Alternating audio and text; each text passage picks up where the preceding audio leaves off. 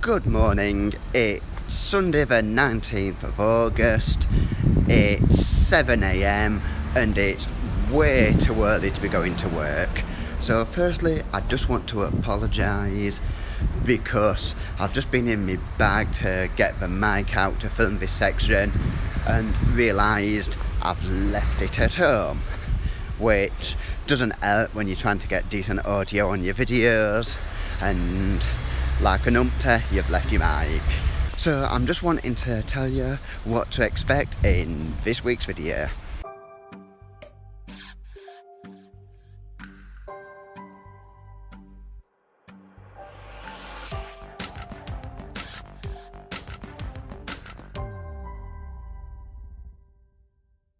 This week I've got a few things planned. Monday's my day off, so weather permitting I will be going out somewhere filming. I haven't decided where yet. I do apologise, I'm just crossing the road. I haven't decided where yet. I'll play it by ear with the weather. So it's not a secret or anything like that, I just don't know. Tuesday, myself and my wife going to the Library Theatre in Sheffield to see Carrie Hope Fletcher, because she's doing a book tour for her new book When the Curtain Falls, which we're both looking forward to. My day off after that is going to be Thursday, which Thursday morning I've got the good job of waiting in for the joiner to come to have a look at her window, because the lock on it is starting to play up and it's a bit iffy once we've unlocked it to try and fasten it again. So at the moment the window's just permanently locked and we're not getting much air through into the living room, so we want that sorted. So that's my plans for this week. I may get some more things done, which if I do I may add them as bonus videos or just tag it on to the end of this week's video. So that's it for now. Please do hit that notification bell and subscribe to my channel if you already haven't. I do appreciate everyone who has, and please enjoy this week's video. It's Monday and I'm just on my way to Sheffield train station because I'm on my way to the village of Hathersage. I haven't been there for absolutely ages, so I thought, good a place as any to go on my day off. Only thing is, I've done a total rookie error. I forgot to check the train times, so hopefully I'm not going to be waiting around the station for hours for the train to take me there. So I'll catch up with you all in a bit. 1 hour later. I totally failed. I just missed a train, so I'm still here and still waiting. I've just got off the train in Hathersage. It took about 20 minutes-ish, give or take, from Sheffield to get here. So it weren't too bad. It was £5 return, so can't complain at that whatsoever. The only thing I found with getting on the train at the time I did, it was towards when my wife had been on her lunch break and she tried phoning me, and with Hathersage being in the Peak District, there's absolutely no signal on my mobile as I'm getting here, because there's just lots of tunnels, well, one big tunnel, and there was just no signal whatsoever, and I've only just got it back. But other than that, the journey was painless, besides waiting an hour, like I said, for the train, because I was a total numpty and didn't check the times before I set off. I'm just walking into the centre of Hathersage from the train station. According to the map, it's about a 5-minute walk. I had to double check that I was heading the right way, because my map reading skills are non-existent, and all I've got to say is thank God for modern technology. The reason I decided to come to Hathersage, because in the churchyard here there's actually the grave of Little John, and for those of you who aren't sure who Little John is, he was one of Robin Hood's many men. So let's see if we can find the church and the grave.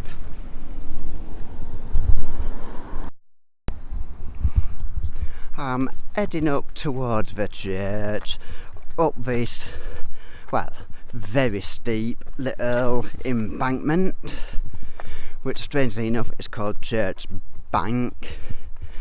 And when I say it's steep, I'm thinking they could do a cable car up here. This is ridiculously steep, and this is someone from Sheffield who's actually used to have hills, because I've always lived on one.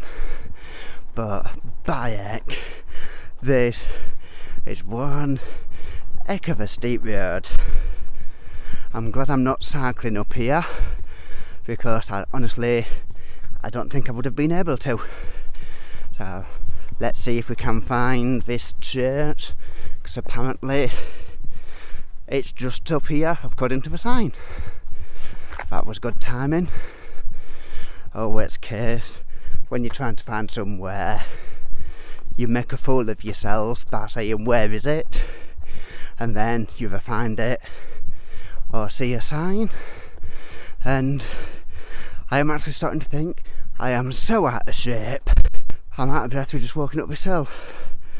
But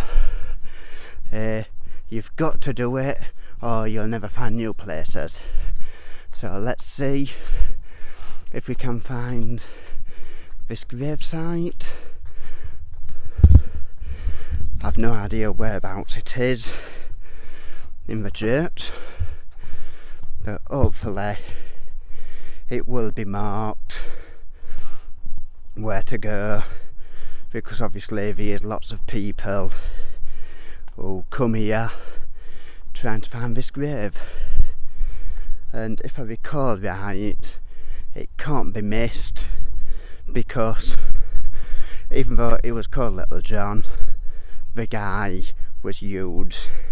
And talk of the devil, there's the sign now. So let's go and have a look at this gravesite.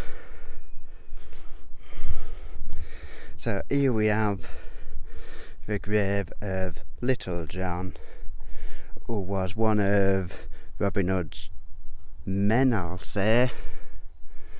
Well, friend and lieutenant of Robin Hood apparently. Let's see if I can get that.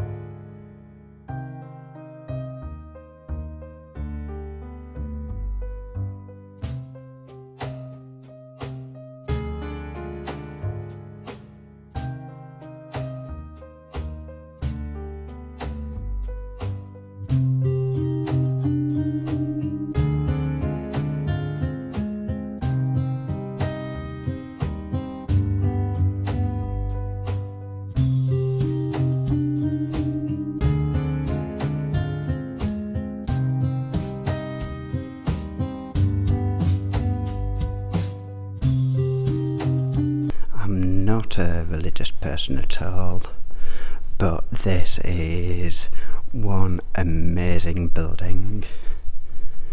Obviously I'm keeping my voice down because at the end of the day it is a church and I do respect other people's views.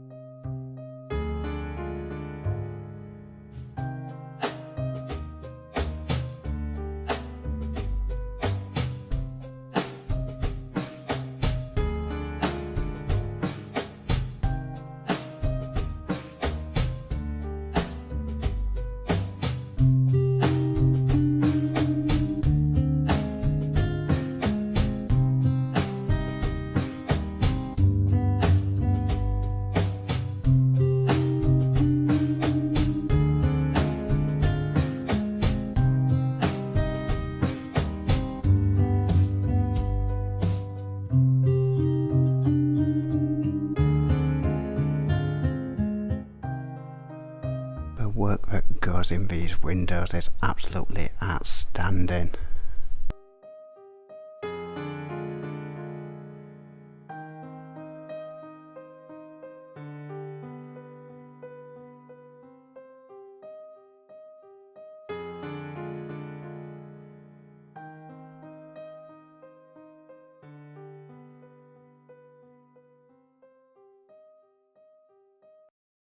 So there we have the pulleys for the bells. Obviously there's no service happening today, with it being a Monday, so there's no one operating them. And to be fair, I wouldn't even know how to start doing that, because it looks a bit complicated.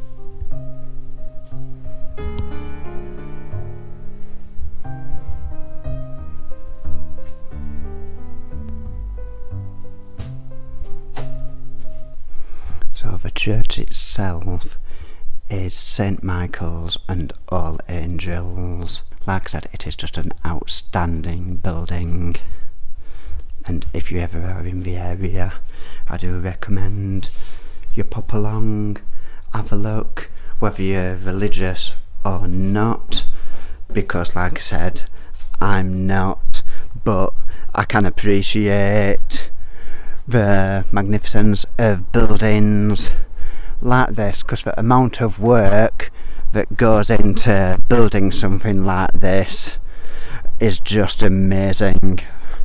And to be fair, it's just a shame that buildings like this are no longer constructed, because when we tend to build churches now, they're all modern, which there's nothing wrong with that. But when you take a look at something like this, it does make you want the sort of designs to come back into fashion. As places to live, you can't actually beat things like this when you've got views as we've got behind me. It is just outstandingly beautiful out here. But that is the Peak District for you. You get little built up areas, and there's just lots of fields, lots of forests, and lots of sheep. But yeah, it is an outstanding place, and I think I've found my ideal house in a place like this. It is just, look at this building, and then when you pan round, you've just got this amazing view, and who wouldn't want to live somewhere like this? But saying that, it's fine when it's a nice day, but I've got a feeling in the winter it could be absolutely shocking up here. But to me, that's a price you pay to live somewhere as gorgeous as Hathersage. So that was the grave of Little John, and a quick look round the church, and a quick look at a property that is absolutely gorgeous, and I'd love to live there. But I've got a feeling it's not going to be cheap, and it'll be slightly out of most people's budgets, but hey, we can but dream. It's now starting to rain, and I was going to go and have a look at the open air swimming pool, but where the weather is at the moment, I think I may give it a miss. But if it does stop raining, I will try and find that. I think it's about a 10-minute walk from where I am, but when I get to the bottom of this ridiculously steep hill again, I'll have a look on trusted Google Maps and see if we can find it. I'll show you the quick view that you've got. So this is the view from the steep hill, and like I said, what an amazing view, and what a brilliant village to be able to live in. It's just a dream. It is absolutely gorgeous, and even though it is raining, it doesn't spoil the beauty as what you've got of the Peak District National Park. I'm here in Tudor Square in Sheffield. I'm a bit early because I've just finished work, and my wife and I, as I said, are going to see Carrie Hope Fletcher just here at the Library Theatre. Well, it's nice, I thought I'd just have a little walk outside and kill some time. So I'll talk to you in a bit.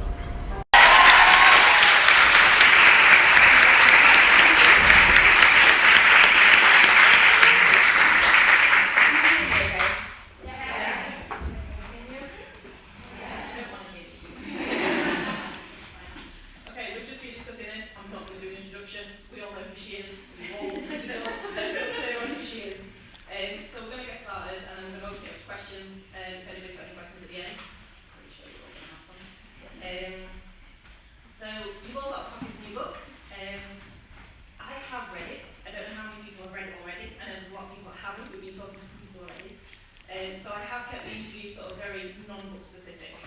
We live for when things go wrong. It's better when it's happening to someone else and not you. But we live for when things go wrong. And my favourite example of this is like there's a tannoy in every dressing room, so you can hear what's going on stage, and calls come over the tannoy saying, this is the call for Paris. This is your 5-minute call for Paris, and so like in Les Mis, you know that if you're not downstairs in 5 minutes, you're missing that scene. And no one wants that to happen. So when you're sat in your dressing room, and you're so accustomed, you've heard the show every night, you even without realising, you pretty much know every line and every lyric. So even if you're having a conversation with someone, or you think you're focused on whatever you're doing in your dressing room, as soon as there's a pause, as soon as there's some kind of silence where your brain knows there was supposed to be a line there, you're like, and all of a sudden everyone's looking at each other like, oh my god, someone's forgot a line, who is it? Oh my god, it's the best thing in the world. Honestly, I can't explain to you how much we live for it. Sometimes we've even been known to rush into the wings just to watch it happen. But there was a moment, again, I probably shouldn't ever tell these stories. There was a moment where I just died in Les Mis, and I've been carried off by the boys after I've been shot and plonked into the wings. They used to be very violent with mine, just throw me down. Thanks, guys. I just saunter from the front of the stage to the back of the stage, and I used to sit and have a chat with the kid chaperone who was with me, my children's chaperone when I was a child. And as I was on my way, sauntering to the back, again, Les Mis is one of those, it's sung through, so if you miss a line, there's no going back. The music's gone without you, and that line's just been missed. So I'm sauntering to the back, and I'm like, and I heard that silence, and I was like, oh my god, I just ran.